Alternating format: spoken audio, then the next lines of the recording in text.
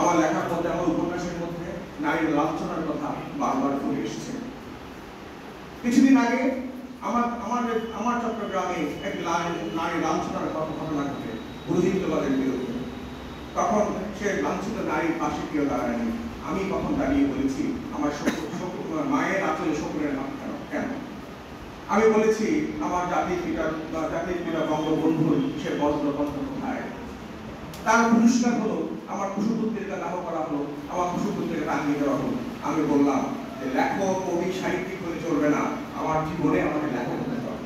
আমার জীবন, আমার আদর্শ, আমার চরণে যদি আমি লেখক না পারি, কবি হতে না পারি, বজ্রকণ্ঠ হতে না পারি, ওই কবিতা লিখে কি লাভ? ওই কাগজের খাতায় অথবা ওই পড়ে এখানে এসে নজরুল এসে বিদ্রোহী কবিতা পড়ে মঞ্চ মাতিয়ে কি লাভ? আমি যদি সেই বিদ্রোহ আদর্শে আদর্শিত না হই। আমি যখন বিভিন্ন সাহিত্য সভায় যাই বাংলাদেশে, সেখানে আমি একই কথাই বলি। আমার তরুণ লেখকরা যখন আমার কাছে আসে, তখন আমাদের প্রবীণ লেখকরা প্রথমেই সমালোচনা করে, দেখো কি লিখেছে, এই কবিতা হলো, এই সাহিত্য হলো, এই উপন্যাস হলো।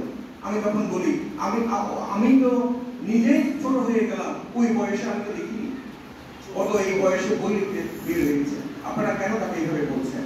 আমি সবসময় আমার বাড়ির বুক সোসাইটির মাধ্যমে আমি সবার তরুণ লেখকদেরকে উৎসাহিত করি। আমি বলি, দেখো, দেয়াল লেখন আবার শুরু করো, লিখতে হবে।